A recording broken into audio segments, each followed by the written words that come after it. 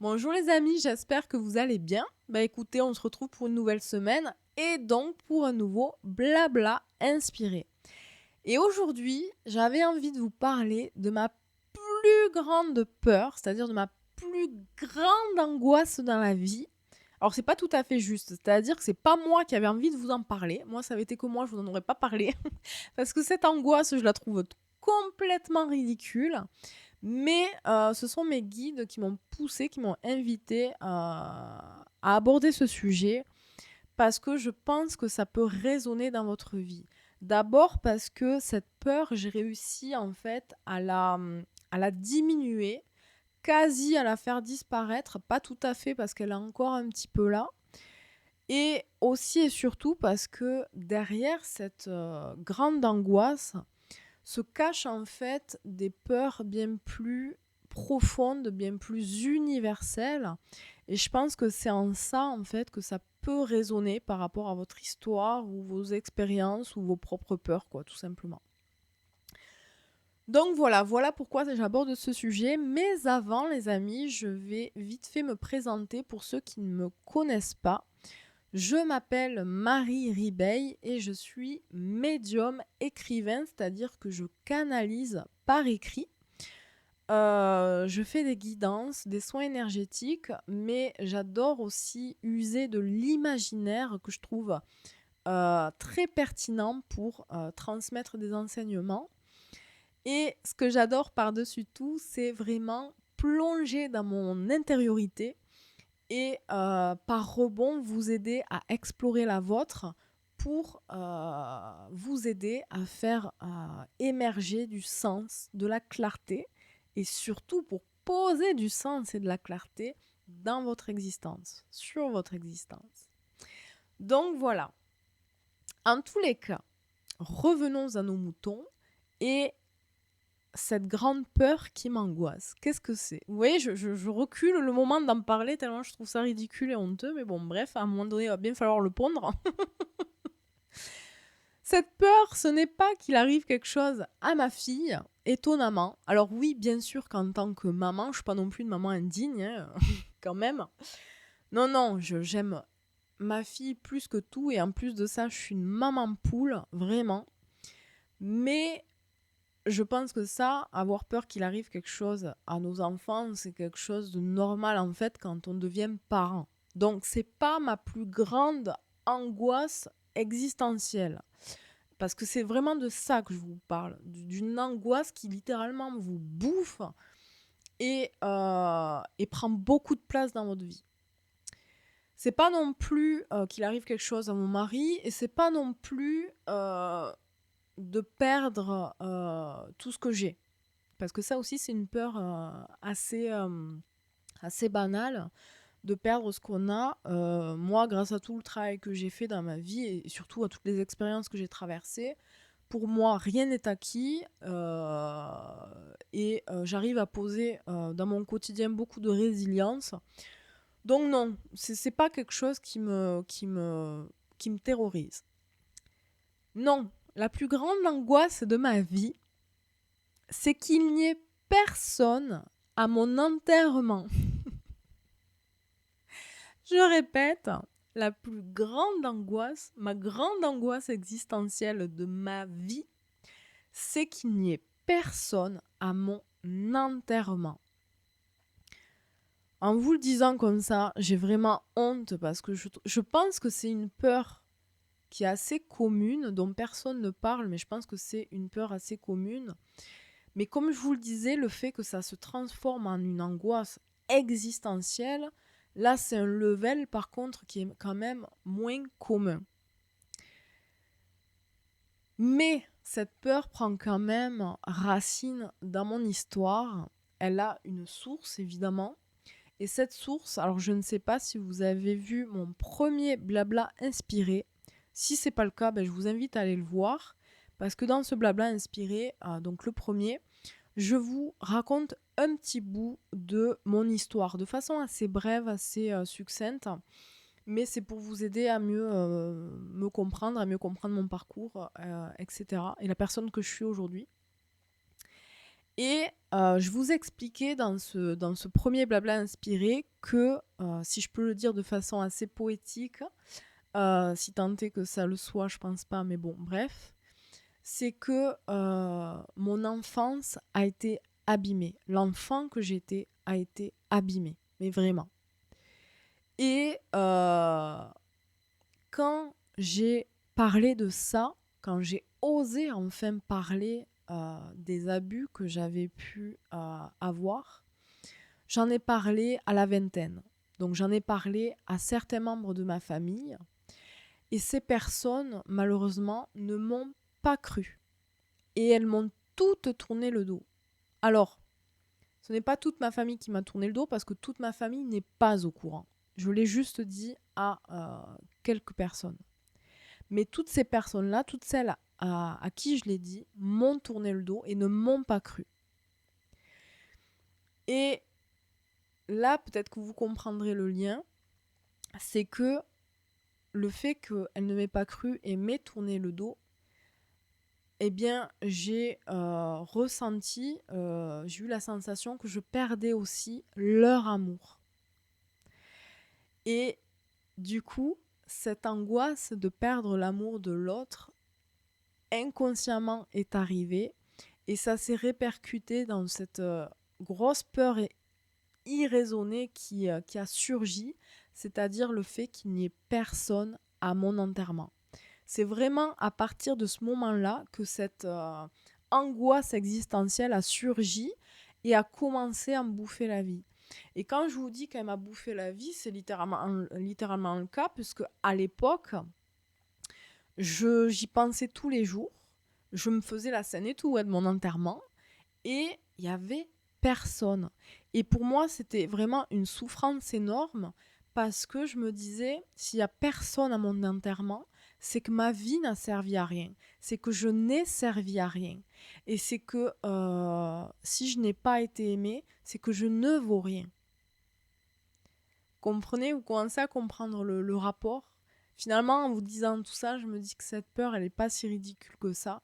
Elle est ridicule en apparence, en fait. Mais quand on commence à creuser, et finalement, je pense que c'est le cas pour toutes les peurs qu'on peut avoir et qu'on peut trouver ridicules, c'est que les vraies peurs, c'est-à-dire les peurs viscérales, profondes et originelles qui se cachent derrière, ben, elles, et qui sont plus universelles, elles ont du sens. Elles ont du sens, elles ont une origine. Et ça rend la chose, du coup, moins ridicule parce qu'elle prend du sens. D'accord ? Donc voilà, cette peur vient de là. Et cette angoisse, pendant des années, m'a dévorée. Comme je vous dis, j'y pensais tous les jours, etc. Et ça a été à partir du moment où j'ai vraiment commencé un chemin de reconstruction. Et qui dit chemin de reconstruction veut dire travailler sur soi, travailler sur ses blessures, travailler sur son passé, sur ses traumatismes, etc. Ça a été un long chemin, hein. Je vous parle de ça quand j'ai enfin osé parler, j'avais une vingtaine d'années. Aujourd'hui, j'ai 40 ans. Donc ça a été un chemin de reconstruction de presque 20 ans. Et pas que un chemin de reconstruction, c'est parce que c'est à partir de là, à partir de la vingtaine aussi, après avoir, bon ça je vous le raconte dans le premier blabla inspiré, mais après avoir, vécu une phase de dépression grave et une phase suicidaire, parce que j'ai fait une tentative de suicide à l'époque, à partir de là, j'étais descendue tellement bas que c'est à partir de là aussi où j'ai décidé de remonter, d'accord ? Et par le fait de remonter, j'ai aussi entamé un chemin spirituel. Pas qu'un chemin de reconstruction, un chemin de personnel où je travaille sur moi, mais aussi un chemin spirituel dans lequel je me suis reconnectée à Dieu, tout simplement. Alors moi, je dis Dieu, mais c'est pas un petit personnage barbu sur son nuage que j'imagine. Pour moi, Dieu, c'est la vie avec un grand V, ce qui nous relie tous. C'est la conscience universelle, la source, quel que soit le mot que vous voulez mettre dessus. Bref, je me suis reconnectée à ça. Et c'était pas nouveau pour moi parce que depuis petite, depuis que j'étais enfant et même avant d'avoir été abîmée, j'avais une connexion. J'étais déjà médium, je voyais des choses et je le vivais d'ailleurs très mal parce que ça m'a fait peur plus d'une fois. J'avais beaucoup d'intuition, etc. Mais surtout, j'étais traversée par des vagues et des élans d'amour qui me dépassaient, mais littéralement, et ça venait de plus grand que moi, parce que c'était pas possible qu'une si petite fille, qu'un si petit être puisse à ce point être envahi d'amour en fait.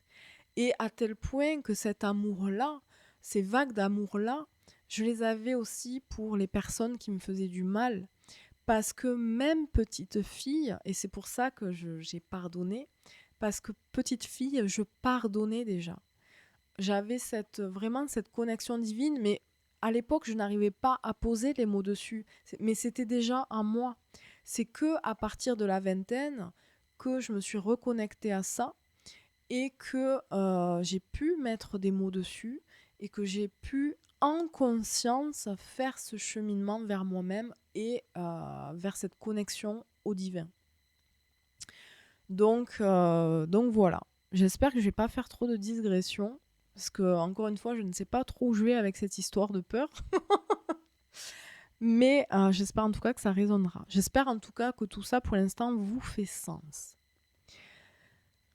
En tous les cas, du moment où j'ai eu la sensation, parce que maintenant avec mon regard d'adulte, j'ai perdu beaucoup de plumes dans cette histoire, dans le sens où ma relation avec les personnes concernées n'est plus la même qu'à l'époque, évidemment. J'ai pu pardonner, j'ai pu reconstruire, mais j'y ai perdu aussi, on y a perdu beaucoup de plumes.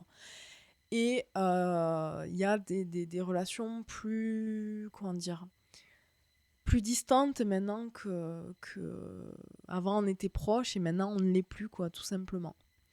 Et pourtant, alors qu'à l'époque je pensais que l'amour du coup était perdu, même si aujourd'hui cette distance s'est installée avec une ou deux personnes de ma famille, je pense que l'amour est toujours là, mais c'est juste que parfois il n'y a pas besoin de comment dire, la vie nous sépare, le passé, tout ce qui s'est passé nous sépare, mais l'amour dans le cœur est toujours là. Et je pense que finalement, c'est le plus important. Parce que cet amour-là permet de dépasser les choses, permet de dépasser les rancœurs, permet de dépasser les épreuves, mais il permet aussi de se mettre à la place de l'autre. Et moi, en tout cas, c'est ce qui m'est arrivé, c'est que j'ai réussi, il m'a fallu du temps, il m'a fallu des années, mais à me mettre à la place de ceux qui m'avaient fait souffrir, de me mettre à la place de ceux qui m'avaient tourné le dos, et en me mettant dans leurs pas. Alors évidemment, ça n'efface pas leur comportement, ça n'efface pas le mal qu'ils ont pu me faire, mais moi, par contre, ça m'a permis de me libérer, en fait, de la rancœur que je pouvais avoir, de la colère. Ça m'a permis aussi d'avoir de la compréhension. Ça m'a permis de voir aussi, d'avoir de l'empathie pour eux, dans le sens où de creuser plus loin que ce que je voyais, de creuser plus loin que les apparences, et de voir leur propre souffrance, parfois même le déni qu'ils mettaient sur leur propre souffrance, et qu'ils mettent toujours sur leur propre souffrance, et de voir ça, la carapace comment dire, qui laisse paraître, qui donne à voir, l'image qu'il renvoie, pour moi, ça s'effrite et je vois derrière la vraie personne. Et en voyant la vraie personne, du coup, il n'y a plus que l'amour, en fait. Vous voyez ? Là, je suis en train de prendre un chemin de digression, je pars un peu partout, mais ce petit message-là, j'avais envie de vous le faire passer. C'est-à-dire que, alors on ne peut pas, quand on vit quelque chose de difficile avec quelqu'un, on ne peut pas de suite, ou alors vous êtes vraiment un saint, mais on ne peut pas de suite pardonner et vraiment, vous voyez ce que je veux dire ? il faut du temps, c'est tout un cheminement. Moi, il m'a fallu 20 ans. Et ce cheminement se clôture avec ces personnes-là, c'est clôturé il y a une dizaine de jours. Et donc, il m'a fallu 20 ans. Alors, la colère et tout n'était plus là. Mais par contre, l'empathie est venue il y a une dizaine de jours. Et j'ai vraiment enfin vu qui étaient vraiment ces personnes-là. Et ces personnes-là, ce ne sont pas des mauvaises personnes. Ce sont des êtres divins comme nous tous, avec leurs souffrances, des êtres incarnés avec leurs souffrances, avec leurs épreuves, et ils ont fait du mieux qu'ils ont pu. Enfin bon, ça c'est un autre sujet, mais c'est un message que je voulais faire passer parce que de toute façon, d'une façon ou une autre, il est en corrélation avec cette grande peur que j'ai il y aura personne à mon enterrement. Alors j'en sais rien s'il y aura personne, s'il faut, ça sera blindé de monde. Mais bon, je sais pas, je crois pas. Mais au final, je m'en fous maintenant, je m'en fous même s'il y a personne en fait, je m'en fous. Je m'en fous, ouais, c'est vrai, je le dis, mais je le pense en fait. Et finalement, tout à l'heure, je vous disais que cette peur, elle a quasi disparu, pas tout à fait, mais en fait, si en vous parlant, je pense qu'elle a disparu. Parce que vraiment, en fait, je pense que c'est pas important. Pourquoi ? Parce que finalement, même si je pensais que le fait, quand j'étais jeune, je pensais réellement que le fait qu'il n'y ait personne à l'enterrement, ça veut dire que personne m'aimait et donc que par rebond que ma vie avait été un gâchis et ma vie n'avait pas d'importance et que j'étais inutile. En fait, non. Peut-être qu'il y aura personne à mon enterrement, mais moi je trouve aujourd'hui que ma vie, c'est pas du tout un gâchis, que ma vie a été utile. Je suis fière d'être la personne que je suis aujourd'hui, que je suis devenue et que je suis en train de devenir encore parce que je suis en perpétuelle évolution comme tout le monde. Mais je suis fière de ce que je peux faire, de qui je peux être et de la façon dont j'œuvre, même si j'œuvre de façon à mon niveau, c'est-à-dire de façon tout à fait humble et petite. Je ne suis pas une méga star qui touche plein de gens, et heureusement d'ailleurs, parce que je suis quelqu'un de très imparfait. Et j'ai une autre peur d'ailleurs, c'est de faire de la merde, tout simplement, et j'ai pas envie de répandre de la merde. J'ai vraiment envie de répandre le meilleur de moi-même. Et ça, je le fais au quotidien. Je le fais évidemment avec vous, mais j'ai pas une grande communauté. Mais je le fais surtout dans mon quotidien. Par le pardon, justement, par rapport à mon histoire. Mais aussi par rapport à l'aide que je peux apporter aux gens. Par rapport à tout ce que j'ai pu reconstruire dans ma vie. Parce que, en fait, en se guérissant soi, ça a l'air quelque chose de très discret de se guérir soi parce qu'on est centré sur soi, mais c'est quelque chose qui a un très très fort impact sur les autres en fait. Parce que quand on ne guérit pas ses blessures, quand on ne travaille pas sur soi, quand on vit toujours accroché à son passé et surtout quand on vit toujours, quand on réagit toujours par rapport à son passé, c'est-à-dire de façon très énervée, très impulsive, très ancrée à ses blessures, on fait des dégâts.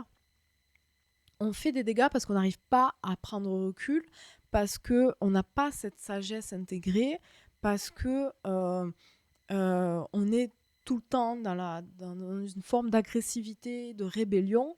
Et quand on réagit comme ça, eh ben, on fait du tort aux autres, on transmet cette négativité, cet égrégore de négatif, on l'émet, on le transmet, d'accord ? On le rayonne, ok ? Alors que quand on se guérit soi, quand on est dans une résilience, qu'on nourrit cette dernière, on arrive à prendre recul sur les choses, et en arrivant à prendre recul sur les choses, on n'entre plus en réaction, on n'a plus cette agressivité quotidienne et face aux difficultés qu'on peut avoir, face par exemple à des problèmes relationnels ou je ne sais quoi, on arrive à gérer plus facilement et surtout à le faire avec beaucoup plus de respect de soi, de respect de l'autre, bien que dire merde parfois ça fait du bien. Moi je peux vous le dire, je suis quand même quelqu'un de sanguine, On ne dirait pas comme ça, mais je suis quelqu'un de très sanguine, même si j'ai réussi avec tout mon cheminement à apaiser ça. Mais par contre, quand il faut dire merde, taper du poing sur la table et remettre quelqu'un à sa place, je le fais. Mais pour autant, par contre, dans le quotidien, je ne prends plus en fait les choses pour moi, je prends plus les choses personnellement, je suis plus susceptible, vous voyez ce que je veux dire? Parce que toutes ces petites choses cumulées, ça met de l'agressivité dans le quotidien quand on prend tout pour soi, que vous voyez ce que je veux dire? Donc au final, et c'est pas pour rien qu'on dit qu'en se guérissant, euh, on revient à la paix. C'est à tous les niveaux qu'elle revient, cette paix. Elle revient dans notre quotidien, elle revient dans notre façon d'interagir avec les autres, dans notre façon d'interagir face aux épreuves, face aux obstacles, etc. en fait. Donc voilà. Alors, en vous disant tout ça, qu'est-ce que je voulais dire? Je ne sais plus. Parce que je pars encore, comme toujours, sur des chemins à droite, à gauche. Mais en tout cas, voilà, je suis fière de la personne que je suis devenue. Et c'est pour ça que j'ai cette impression d'en fait d'œuvrer dans le discret. C'est vraiment cette impression. J'ai l'impression, vous savez, d'avoir pris un petit sentier dans la forêt plutôt que prendre la grosse autoroute comme beaucoup. J'ai l'impression d'avoir choisi consciemment de prendre ce petit chemin dans la forêt et de tracer mon petit chemin dans le discret et de par ma propre guérison d'élever en fait d'autres personnes. Et je suis pas la seule, hein, quand d'autres personnes autour de moi se guérissent, ben moi aussi ça m'aide à m'élever. Et du coup c'est quelque chose de discret, c'est quelque chose de personnel, mais ça a un réel impact. Vous voyez ce que je veux dire? Ça a un réel impact. Et peut-être qu'il y aura personne à mon enterrement, mais n'empêche, ma vie, elle aura servi. Elle aura servi à me guérir moi et donc à guérir mes futures vies parce que, bon, c'est ma vérité, mais moi je crois à la réincarnation. J'ai eu des résurgences de vie passée qui m'ont servi à guérir des choses au présent. Je sais qu'il y en aura des futurs, même si j'en ai pas envie, mais bon, j'aimerais vraiment que ce soit ma dernière incarnation parce que j'en ai ras-le-bol. Je pense qu'on est beaucoup à le dire. Parce que c'est pas évident, la vie c'est vraiment difficile. Mais n'empêche, ce qu'on libère maintenant, on s'en libère pour demain. Vous voyez ce que je veux dire? On s'en libère pour plus tard. Mais pas que. C'est-à-dire qu'en me libérant moi, je libère aussi ma fille. Parce que dans notre... alors je sais pas comment dire ça, mais dans notre ADN, dans notre génétique, dans l'épigénétique, vous connaissez, je pense, ce terme, on porte les blessures, les traumas, vous voyez, les expériences de vie de nos ancêtres aussi. Donc il y a aussi une question transgénérationnelle, c'est-à-dire qu'en se libérant soi, on libère aussi nos lignées et on libère aussi la lignée à venir, c'est-à-dire notre descendance. Et d'ailleurs, j'ai beaucoup de choses à vous raconter à ce sujet-là et que je vis en ce moment. Peut-être que je l'aborderai dans un autre blabla inspiré, parce que c'est quand même... j'ai traversé quelque chose d'extraordinaire, mais vraiment. Et une guérison à tous les niveaux, tant physique que, que spirituel, intérieur, etc. Mais bon, on en reparlera plus tard, je vais essayer de ne pas m'éparpiller. Mais voilà, en se libérant, on libère aussi nos lignées, notre descendance. C'est même pas que quelque chose de karmique, en fait. Vous voyez ce que je veux dire? Donc le travail sur soi est quelque chose de très important pour se libérer et pour surtout revenir à soi. Donc au final, la question de y aura personne à mon enterrement, aujourd'hui, finalement, je m'en fiche et ça me paraît d'autant plus ridicule. En plus, finalement, oui, parce que ça n'a pas de corrélation avec qui j'ai été dans ma vie. Alors, des fois, oui, des fois, on a été très cons, c'est pour ça que personne vient à votre enterrement consciemment, quoi. Mais pour moi, je sais ce que je vaux, je sais qui je suis, je sais ce que j'ai traversé. Et du coup, je sais que s'il n'y a personne à mon enterrement, euh, déjà, c'est pas grave parce que ça n'a plus d'importance pour moi. et surtout parce que je sais que ça n'a pas de corrélation avec qui j'ai été, parce que je sais que j'ai été quelqu'un de bien. J'ai essayé d'être quelqu'un de bien. Vous voyez ce que je veux dire? J'ai pas été parfaite, ça c'est sûr, personne ne l'est, et j'ai pu faire mal à des gens, et j'ai essayé de réparer mes erreurs, mais, euh, mais voilà, il y aura pas en tout cas pour moi de corrélation entre s'il y a personne à mon enterrement ou pas. Alors après, je dis vous de personne, mais si oui, il y aura plein de monde, je n'en sais rien. Bref. Donc voilà. Et l'autre chose, comme je vous le disais, c'est que cette peur, en fait, vous savez, quand on a des peurs comme ça, c'est que toujours il y a des peurs viscérales et beaucoup plus universelles qui se cachent derrière. Souvent, une peur qui est commune et universelle à tous, c'est la peur de la mort. Ça, je me rappelle, j'avais un ami qui était, sa grande peur existentielle, c'était justement de mourir. Parce qu'il croyait que tout s'arrêtait. Alors, ça, c'est sa croyance. Moi, c'en est une autre. Moi, pour moi, tout continue après. Mais sa croyance, c'était que tout s'arrêtait à la mort. Et pour lui, c'était une immense angoisse d'être. Ou alors, je sais pas, peut-être qu'il croyait qu'il serait dans le néant. Je n'en sais rien. Mais il était terrifié. Et il en parlait tout le temps, tout le temps, tout le temps. Lui, son vœu, ça aurait été d'être un baobab. C'est ce qu'il disait tout le temps. Parce que les baobabs, c'est des arbres qui vivent très vieux, c'est des arbres millénaires, et lui, il aurait voulu être un baobab, parce qu'il avait peur de la mort. Et cette peur de la mort, c'est une peur méga universelle, et c'est une peur justement qui se cache souvent derrière d'autres peurs. Vous voyez ce que je veux dire? Et moi, la peur de la mort, c'est pas quelque chose que j'ai. Parce que avec tout j'ai pas peur de la mort. J'ai peur de ma façon de mourir. J'ai peur d'agoniser dans la souffrance, hein, tout simplement, parce que voilà, c'est pas joli. C'est pas joli du tout de mourir, hein. Et j'ai peur de mourir dans la souffrance, mais je n'ai pas peur de mourir. Parce que pour moi, au contraire, mourir, c'est retourner vraiment à sa vraie maison, en fait.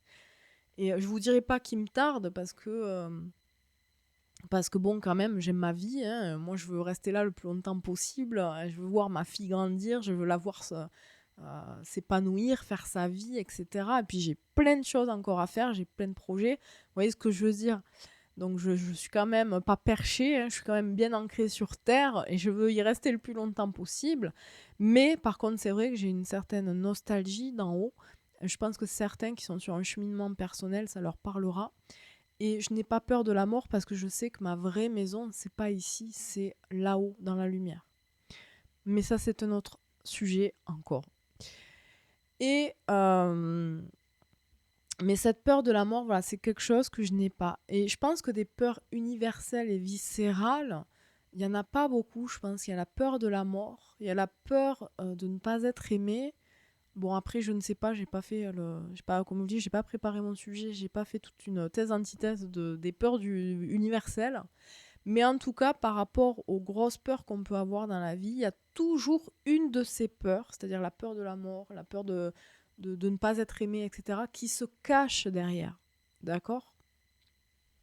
Et c'est pour ça que je vous invite à vous demander, à vous interroger sur vos grosses peurs existentielles, à vous interroger à quoi elles prennent source en fait, parce que ça peut réellement vous aider justement à avancer, à les maîtriser et à les diminuer comme je l'ai fait. Mais bon, moi ça a été vraiment, si vous voulez, ce chemin de reconstruction, ce chemin spirituel, parce qu'avec ce chemin spirituel aussi, ben, je me suis ouvert en fait au fait qu'il n'y avait pas que la matière, qu'il n'y avait pas que la vie concrète sur Terre et qu'il existait quelque chose de plus grand, d'immatériel et qui avait toute son importance aussi. Et ça m'a beaucoup porté et ça m'a beaucoup aidé en fait aussi à dépasser cette peur qu'il n'y ait personne à mon enterrement. Parce que au final, une fois qu'on retourne là-haut, ben c'est pas grave, on s'en fiche en fait de qui peut y avoir à notre enterrement parce que on passe à autre chose en fait, tout simplement. On laisse notre enveloppe pour passer à autre chose. Je sais pas si tout ça vous fait sens, j'espère que oui, mais s'il y a une seule chose à retenir de tout ça qui est hyper importante, c'est l'importance en fait de se reconstruire. Alors reconstruire est un terme un peu fort, moi c'était le sens parce que j'étais littéralement brisée depuis que j'étais enfant, mais on peut avoir des traumas qui sont moins lourds, mais qui sont quand même tout aussi difficiles à porter. On peut ne pas être totalement brisé, mais n'empêche, on a tous, ça ne fait exception à personne. On a tous des blessures, des, comment dire, des casseroles, on va dire, qu'on se traîne et qui nourrissent en fait nos peurs et nos grandes peurs existentielles surtout.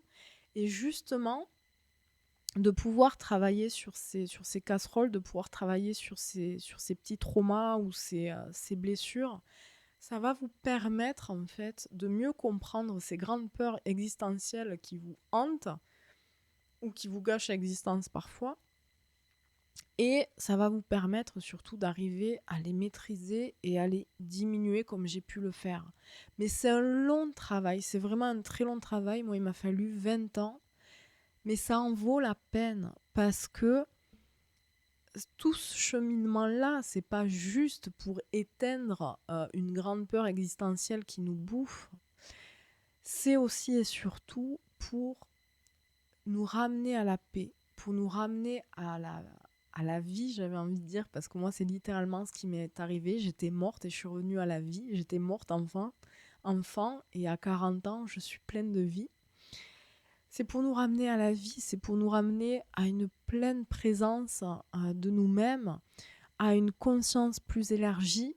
C'est pour nous ramener à un vrai accomplissement intérieur, à une vraie complétude et à un vrai épanouissement. Parce que quand on est dans nos blessures, quand on est accroché à notre passé, quand on est accroché à nos casseroles, on ne peut pas être pleinement soi, on ne peut pas être complet en fait, d'accord?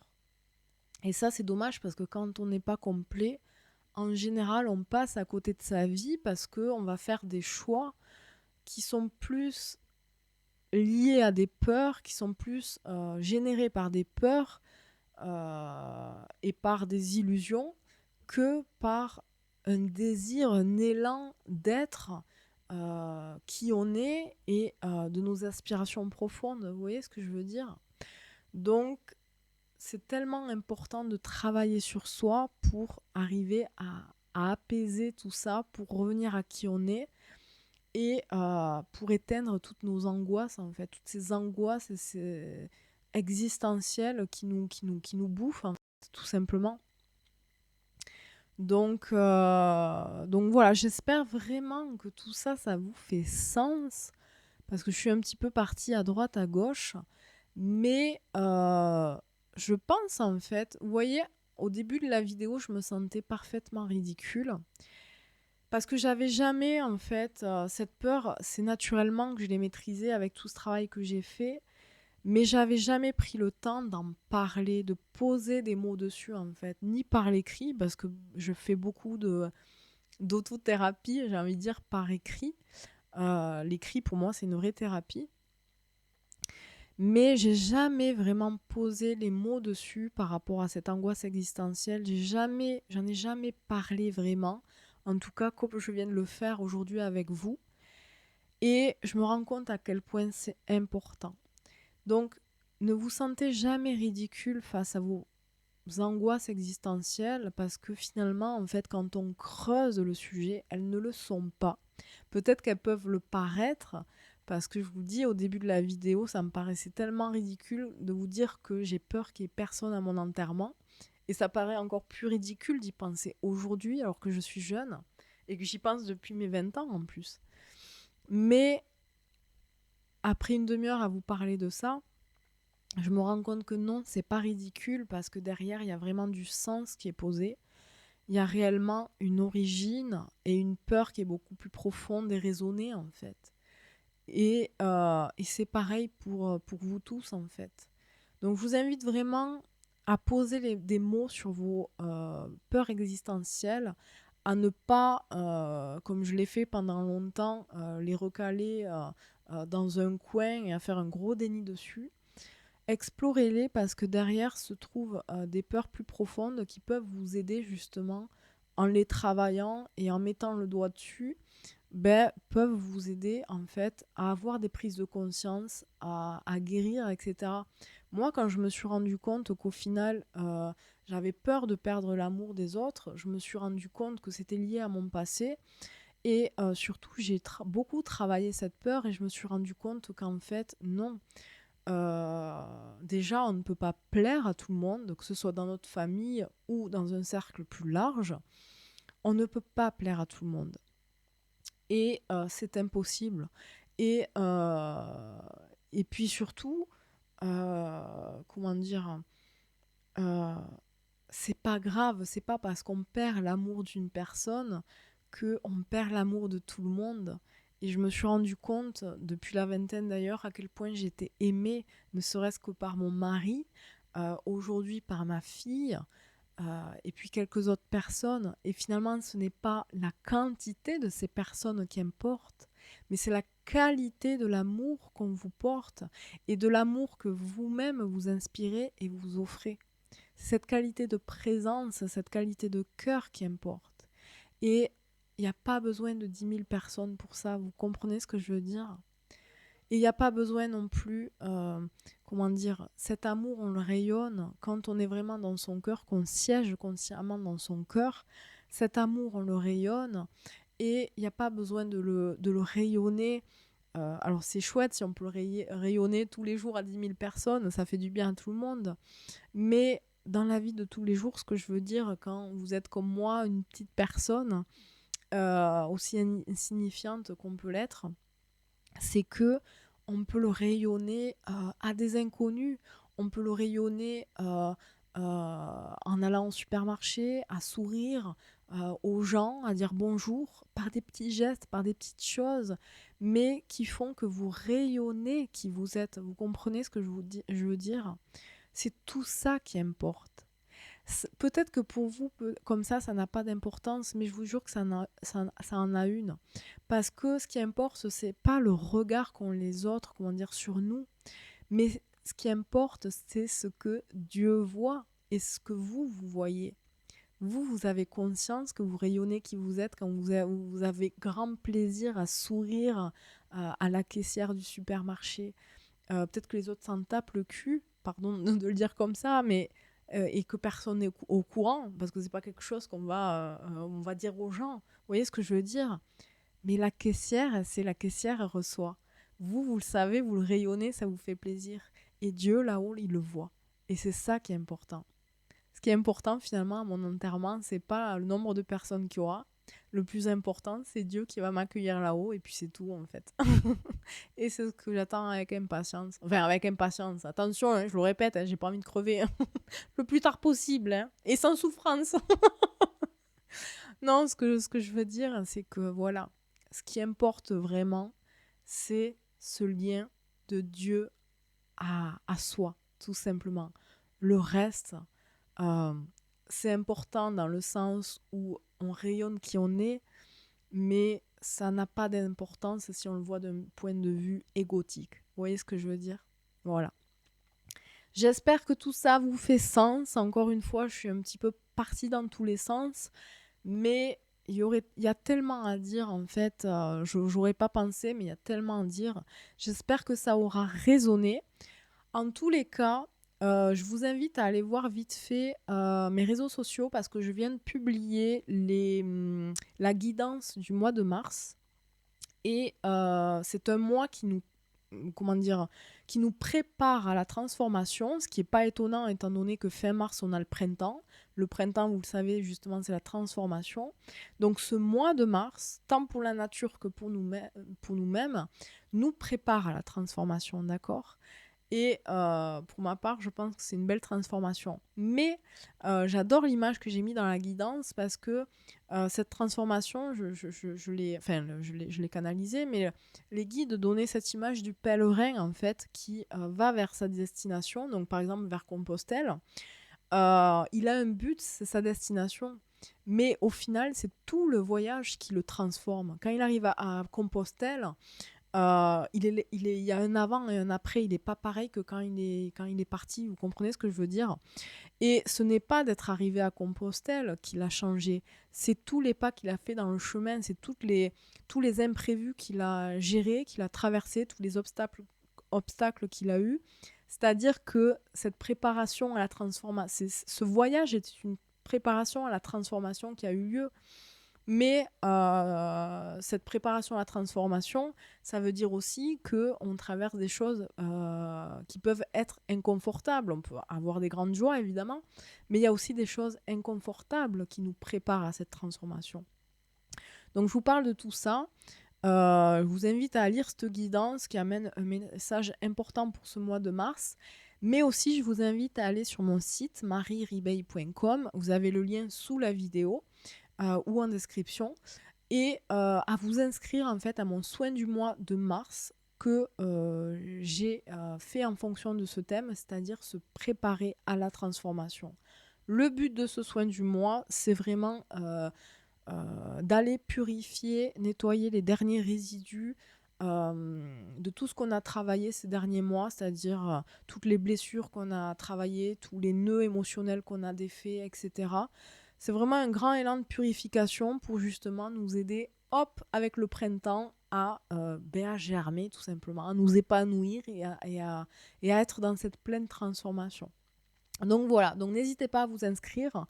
Et en tous les cas, j'espère que cette vidéo, que tout ce sujet, tout ce dont je vous ai parlé dans cette vidéo, aura résonné, vous aura parlé. N'hésitez pas surtout à commenter parce que j'aime bien avoir vos retours et papoter un petit peu. Surtout liker, partager parce que ça fait connaître mon travail et ça m'aide. Voilà, c'est des choses bien concrètes justement. Moi, ça me dépasse un peu, mais bon, on est obligé de jouer le jeu pour faire connaître son travail. Donc, commentez, likez et partagez. En tous les cas, je vous souhaite une excellente semaine. Prenez soin de vous et je vous embrasse très fort. Gros bisous.